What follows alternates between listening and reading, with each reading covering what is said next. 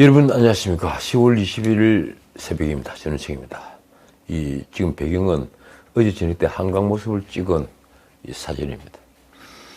참 스산한 가을입니다. 지금 가장 스산한 감정에 빠진 사람은 누구일까요? 저 같은 관조하는 사람이 아닐까요? 이런 생각을 합니다. 참 정치 더럽게 한다. 사실 어제도 권력을 가진 몇 분들과 전화로 좀 싸웠습니다. 자꾸 이상한 직책 얘기를 해서 말입니다. 더럽게 한다는 데는 여야 모두 해당합니다. 지금 권익위원장이죠. 전현희는 질척거린다는 말을 성적으로 받아들였는데 그 단어를 성적인 의미로 체환시킬 정도로 우리 정치판이 유머스럽지도 않을 뿐더러 머리 회전이 그리 빠르지도 않습니다. 제 경험으로는 우리 정치판은 철저히 1차원적입니다. 그래서 저질이라거나 삼류라는 비판이 늘 쏟아졌습니다. 이건희 회장이 한 말이 정확합니다. 정치는 삼류다. 유머라고는 없는 곳이죠. 정당은 정책과 이념의 동질성으로 모여 정권을 획득하려는 결사체인데 우리 정당은 오래전부터 오로지 권력을 향한 아주 기초적인 관계에 터잡은 조직에 불과합니다. 권력을 탐하는 무리들이죠. 호남이 민주당으로 똘똘 뭉치는 게 바로 그것입니다. 이러니 우리 정당은 조폭보다 역사가 짧은 조폭 아닌 조폭입니다. 조폭보다 못한 조폭이라는 것이죠. 10년을 넘는 정당이 없을 정도니 말입니다. 이재명이 그 민주당의 대표가 되자 민주당은 이재명 당이 됐습니다. 반면에 국민의힘은 윤석열을 대통령 후보로 선택해 집권하자 이 친윤과 비윤이 내놓고 싸움판을 벌이고 있습니다. 정당이 정책과 이념의 동질성 문제로 정파를 형성하는 게 아니라 정파와 정파끼리 싸우는 게 아니라 오로지 권력을 향해 끼리끼리 편을 짜서 줄 세우기, 개파를 만드는 데 혈안이 되어 있는 것입니다. 제가 국민의힘 미래를 어둡게 보는 이유입니다. 민주당은 민주연구원 부원장 김용이라는 자가 체포되고 검찰이 그의 사무공간에 대해 압수수색을 하자 정치 탄압이라면서 검사의 당사 출입을 막았었습니다. 거의 치외법권입니다. 그리고 이튿날인 어제 민주당의 의사진행 방해로 법사위의 대검 국정감사는 중지됐습니다. 말도 안 되는 말이 오가는 봉숭아 학당 같은 현장을 말도 안 되는 말들만 오가는 봉숭아 학당 같은 현장을 유튜브 중계로 지켜보는 재미도 솔솔했습니다. 그들은 뭘 두고 저리 격렬하게 싸웠을까요? 아니 정직하게 말해 민주당은 무엇을 덮기 위해 저리 압수수색을 막았고 그리고 법사위 회의 진행을 막았는 것일까요? 단순히 이재명과 문재인의 명예를 지키기 위해서입니까? 정말 그렇습니까? 아니면 5년 뒤 권투 중리하기 위해 이재명을 보호하는 것입니까? 그것도 아니면 다음 총선 공천을 위해서입니까? 유동규가 이 김용에게 8억을 주었다고 자백했고 판사는 체포영장과 그리고 압수수색 영장을 발부했습니다. 그런데 이런 일들이 어찌하여 야당 탄압이 되는 것입니까? 이건 흔히 하는 말로 지나가는 개가 웃을 일 정도가 아니라 개가 웃다가 숨이 막혀 죽을 일입니다. 이른바 내로남불도 그 정도가 있을 것이니 말입니다. 이재명은 어제 국회에서 열린 긴급최고위원회의에서 이런 말을 했습니다. 화무시비롱이라 했다. 달도 차면 기우는 법으로 영원한 권력이 어디 있겠느냐. 참 재밌는 말이죠. 화무시비롱, 곤불시면 달도 차면 기운다. 모든 권력은 반드시 쇠한다는 것을 의미하는 말들입니다. 말하자면 이번 일은 권력에 의해 만든 범죄라는 주장입니다. 정말 그렇습니까? 이재명이 진짜 하고 싶었던 말은 무엇일까요? 다시 말씀드리지만 그의 말에는 자신의 신복인 김용이 8억을 먹은 사실이 드러나는 것이 정치 탄압이라는 의미가 숨어 있습니다.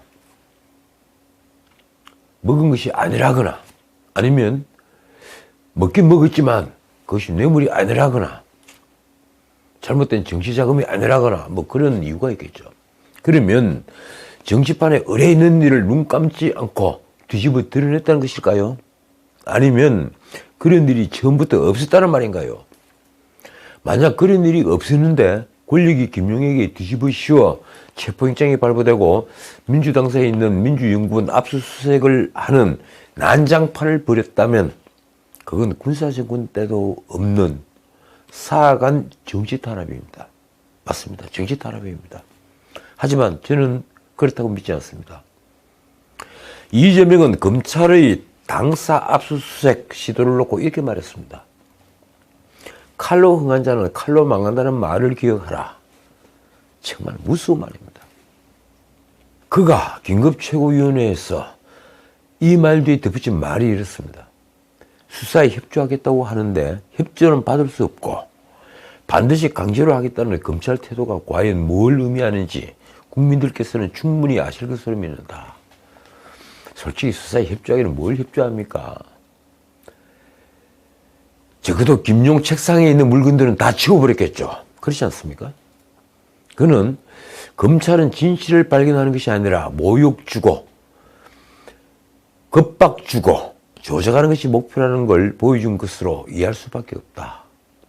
라고도 했습니다. 저는 정말이지 이재명이 하는 말 한마디 한마디가 존경스러울 때가 많습니다. 어제 한 말도 그렇습니다. 모두 교과서에 실려도 부족하지 않을 정도로 이재명의 말은 원론적이며 민주적이며 그리고 정의에 입각한 말인 것입니다. 그런데 그가 가리킨 방향은 왜 진실과는 정반대일까요? 이재명은 지금 국민은 높은 물가, 고금리, 고환율로 정말로 고통스럽게 일상을 이어가고 있다며 이런 말까지 했습니다. 그럼에도 국가 권력과 국가 역량을 상대 정당을 탄압하는 일에 집중하는 이 현실은 반드시 바꿔야 한다. 이 말만 들으면 그를 비판하는 제가 낯이 다 뜨거워집니다. 이러니 조국처럼 벌써 이재명도 이적이라는 말이 나돌고 있습니다. 이재명의 적은 이재명이다. 조적자란 말이 있죠. 조국의 적은 조국이다. 이적이 그렇습니다. 이재명의 적은 이재명입니다. 어쨌든 이재명이 당대표가 됐을 때부터 민주당이 떠안았던 사법 리스크는 현실화됐습니다. 이제 시작이지만 말입니다. 앞으로 성남FC 후원금 의혹과 그리고 GH 합숙소 의혹에다 변호사비 대납 의혹 그리고 백현동 개발과 대장동 게이트를 둘러싼 배임 의혹 등에 대한 소환조사와 기소가 줄을 이을 것입니다. 그리고 또 있죠. 상방울 대북 송금과 연루된 의혹. 상방울은 문재인 정권 때 재벌이 된 조폭그룹입니다. 그런 기소가 있을 때마다 그때마다 민주당은 거당적으로 저항할 것인가요? 검찰이 이 국정감사라는 민감한 시기에 김용을 체포하고 민주당사에 있는 김용의 사무공간을 압수수색하려는 것은 무슨 까닭인가요? 검찰은 지난해 대장동 수익금 중에 8억 원이 이재명의 대선 경선 자금으로 흘러간 혐의를 포착했습니다. 다시 한번 정리하자면 저수지에 들어있다는 돈의 흐름이 처음으로 포착이 된 것입니다. 한편 이는 2003년 이후에 무려 19년 만에 불법 대선 자금 수사에 검찰이 본격적으로 착수한 것입니다. 우선 서울중앙지검 반부패 수사 3부가 밝힌 죄명은 정치자금법 위반입니다. 검찰은 김용을 체포하고 그의 집을 압수수색한 데 이어 오후에는 민주당사 내부 사무실을 변호인 입회 아래 압수수색하려고 했으나 민주당 의원들이 1층을 점거해 막았었죠. 그래서 실패했습니다. 언론 보도를 보면 검찰이 밝힌 김용의 범죄 내용은 이렇습니다. 김용은 작년 4월부터 8월까지 수차례 이재명의 대선 준비 비용으로 대장동 사업자 일당으로부터 총 8억 원을 현금으로 받았다. 남욱이 돈을 마련했죠. 그리고 이 성남도시개발공사 전략사업실장이라는 정민용이가 그 돈을 남욱에게서 받아서 유동규에게 전달했습니다. 그런데 정민용을 거쳐서 유동규가 김용에게 최종 전달했습니다. 검찰은 이 김용이 작년 2월 유동규에게 20억 원을 달라고 한 정황도 잡은 것으로 전해졌습니다. 그리고 20억 원 달라고 했는데 일단 8억 원을 먼저 준 겁니다. 천화동인 사호 남욱은 이익금으로 1,007억 원을 배당받았죠. 그 중에서 8억 원을 유동규에게 넘긴 겁니다. 그리고 그 돈이 김용에게 갔습니다. 돈을 주고받은 장소는 남욱의 집이거나 유동규와 남욱이 설립한 유원홀딩스 사무실이었습니다. 검찰은 자금 흐름을 확인한 뒤에 구속영장을 청구할 예정입니다. 검찰은 이 돈이 이재명의 대선 및 경선 자금으로 쓰였다고 보고 있습니다. 김용이 8억 원을 받은 시기가 이재명의 대선 출마 시기와 딱 겹치기 때문입니다. 민주당은 작년 6월 말 대선 후보 당내 경선을 시작했죠. 이재명은 7월 1일 공식 출마 선언을 했습니다. 김용은 2019년 11월 경기도 대변인에서 사임한 뒤에 이재명 선거 준비를 돕다가 경선 캠프가 꾸려진 뒤 총괄 부본부장을 맡아 조직관리와 예산을 담당했습니다. 돈을 만지는 자리죠. 이재명이 지난해 10월 후보가 된 뒤에 본선 캠프에서는 조직 부본부장을 맡았습니다. 그런데 김용은 검찰의 주장을 모두 부인했습니다. 그가 낸 입장문에 있는 말입니다. 불법 자금을 수수했다는 의혹은 전혀 사실이 아니다. 없는 죄를 만들어내고 있다. 어떠한 김용은 자타공인 이재명의 신복입니다. 신복이니까 돈을 만지는 자리에 가 있는 거죠. 지난해 10월 유동규의 구속으로 대장동 의혹이 불거지자 이재명은 직접 측근이라면 정진상, 김용 정도는 돼야 하지 않나라고 언급하기도 할 정도였으니 말입니다. 지난해 9월 유동규가 압수수색 당하기 직전 통화한 상대는 바로 김용과 정진상 두 사람이었습니다. 심지어 대장동 일당의 재판에서 정진상, 김용, 유동규, 김만배 이 넷이 모여서 의형제를 맺었으면 좋겠다고 정 실장이 얘기했다는 통화 녹음이 공개되기도 했을 정도입니다. 뭐 돈 길이라고 해야 합니까? 정말 대단한 사람들입니다. 사태가 이렇게 급박하게 흐르자 이 반면 민주당은 검찰이 유동규를 회유했다는 의혹을 주장하기도 했습니다. 김먹임이 18일 법사위 국정감사에서 한 말입니다. 유동규가 조만간 석방될 것이라고 확신하는 등 검찰이 회유하고 있다. 그러나 유동규는 송경호 중앙지검장의 말처럼 위례신도시 사건이 대장동 사건에 병합되지 않은 바람에 구속기간 만료로 그러니까 6개월 한번 하고 또 6개월이 연장이 됐죠. 이 구속기간 만료로 석방됐을 뿐입니다. 다시 한번 정리하자면 이렇습니다. 결국 검찰은 이틀 전 과거 이재명 경선 캠프에서 자금 조달 역할을 맡았던 김용을 체포한 데 이어 민주당 여의도 당사 내에 김용의 사무실 압수수색을 시도했으나 민주당 의원들이 실력 저지로 무산됐습니다. 그러자 검찰은 20일 서울중앙지검장 송경호 명의로 이 민주당의 영장집행 저지는 법질서 부정 및 법치주의 훼손이라는 아주 이례적인 입장문까지 냈습니다.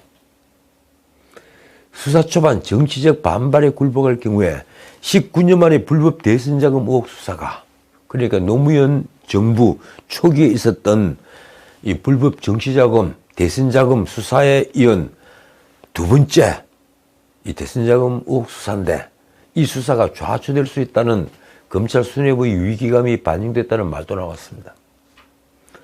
송경호 중앙지검장이 입장문에서 밝힌 내용이 이렇습니다. 국민적 의혹이 큰 사건들에 대한 검찰 수사와 피의자 사무실에 대한 압수수색 영장 집행을 정치보복, 국감회방으로 호도하는 주장에 대해서는 전혀 동의할 수 없다. 그러면서 야당을 위한 경고도 잊지 않았습니다. 이렇습니다. 더욱이 법원에서 적법하게 발부된 영장의 집행을 물리력으로 저지하는 것은 법질서를 부정하고 법치주의를 훼손하는 행위로서 즉각 시정돼야 한다. 검찰은 좌고우면하지 않고 오로지 실체적 진실을 규명하기 위한 수사를 적법 절차에 따라 차질 없이 진행해 나가겠다. 말하자면 검찰은 야당의 정치적 반발에 굴복하지 않고 강력한 수사 드라이브를 걸겠다고 천명하는 것입니다. 그렇습니다. 대장동에서 얻은 전체 수익금에 비하면 8억이라는 돈은 큰 돈은 아닙니다. 아니, 정말 작은 돈입니다. 하지만 그 돈이 김용에게 흘러간 과정은 명백히 불법 대선 자금입니다. 이런 의혹의 단초는 한 달 전쯤 대장동 의혹 핵심 유동규의 입에서 시작됐습니다. 이 유동규가 김용에게 경선 자금을 전달했다는 사실을 진술한 것입니다. 유동규는 그 뒤에 스스로 주변에 폭탄 발언을 했다는 말을 했다고 알려졌습니다. 기자들이 다 그걸 공유할 정도니까요. 검찰이 극비로 유동규의 진술을 확인할 때 변호인 등을 통해 소문은 여의도 정치권으로까지 퍼졌습니다. 그런데 그때만 해도 이재명의 최측근인 김용이 설마 불법 대선 자금을 받았을까라는 의문과 함께 유동규의 그 진술은 허풍일 것이라는 부정적 이론이 컸습니다. 유동규가 그런 말을 할 리가 없다. 이런 부정적 의견이 더 크죠. 그러나 서울중앙지검 반부패 수사 3부가 19일 전격적으로 김용을 체포하자 상황은 급변했습니다. 압수수색에 나선 검찰 관계자의 말이 이렇습니다. 법원이 유동규 진술만 갖고 야당 대표의 최측근 신명을 확보하는 체포영장과 그리고 당사 압수수색 영장을 왜 지켰느냐. 자금을 마련한 남욱부터 여러 사람을 거친 돈 전달 과정을 다 확인했다. 그러니까 남욱, 정민용, 유동규, 마지막으로 김용, 이런 기본적인 얼개를 차례차례 다 확인했다는 겁니다. 입증할 수 있다는 거죠. 어쨌든 이재명이 다급해졌습니다. 큰일 났습니다. 공직선거법 위반으로 기소당한 데 이어 성남FC 사건에 집중하고 있었는데 이 자신을 둘러싼 의혹의 불길이 예기치 않은 곳에서 다시 타오르기 시작했으니 말입니다. 그것도 불법 대선 자금 수사입니다. 어제 민주당 법사위 위원들은 전날이 당사 압수수색을 저지한 데 이어 대검찰청 국정감사도 보이콧하면서 대검청사 앞에서 기자회견을 가졌습니다. 아주 노골적인 국정감사 보기입니다. 대선 당시 윤석열 대통령이 공언했던 정치보복 수사가 노골적으로 자행되고 있다. 그러면서 중앙당사에 대한 압수수색 시도를 즉각 중단하고 수사 담당자인 강백신 서울중앙지검 반부패 3부장을 징계하고 이원석 검찰총장의 대국민 사과도 요구했습니다. 아니, 정상적으로 수사하는 걸 왜 징계합니까? 이러한 요구사항이 수용되지 않는다면 국정감사에 응할 수 없다는 것입니다. 그런데 이 민주당의 이런 주장에 국민 중에 얼마나 호응할까요? 벌써 민주당 내부에서 이러다가는 민주당이 이재명과 함께 침몰할 수 있다는 불안해하는 분위기가 나오고 있다는 말도 있습니다. 아니, 그런 분위기가 감지되고 있습니다. 기자들 사이에 다 떠들고 있는 얘기입니다. 어떻게 될까요? 언론사의 보도를 종합해 보면 검찰이 분위기를 읽을 수 있습니다. 검찰 수뇌부와 서울중앙지검 수사팀은 정치적 파장 등을 고려해 불법 대선자금 수사에 속도를 내겠다는 입장입니다. 당장 이재명 관련 대장동 수사도 지난해 9월부터 1년여간 계속되어 피로감이 누적된 만큼 연내에는 마무리해야 한다는 여론이 강하다고 합니다. 말하자면 중앙지검이 맡고 있는 대장동과 백현동 개발 사업에 대한 배임 의혹 수사를 마무리하겠다는 것입니다. 이 경우 당장 정진상과 그리고 최종적으로는 이재명에 대한 소환 조사를 둘러싸고 여야 간에는 엄청난 공방이 오갈 것입니다. 이재명과 민주당 지도부는 강력 반발하고 났을 것이 불보듯 뻔하니 전국은 한치 앞을 모를 정도로 경색될 것입니다. 그러니 대선자금 의혹의 실체를 규명할 수 있을지도 아직은 미지수입니다. 그러나 늘 드리는 말씀이지만 최종적인 승자는 신실이 쪽에 선 자입니다. 그것이 정의이기 때문입니다. 자, 다른 문제 짧게 짚겠습니다. 한편 이틀 전에 검찰이 탈북어민 강제 북송 사건과 관련해서 이 문재인 정부 대통령 비서실장 노영민을 소환 조사하면서 본격적인 윗선 수사 단계에 이르렀다는 평가가 나왔습니다. 검찰이 노리는 최종적인 목표가 노영민을 이는 만무하겠죠.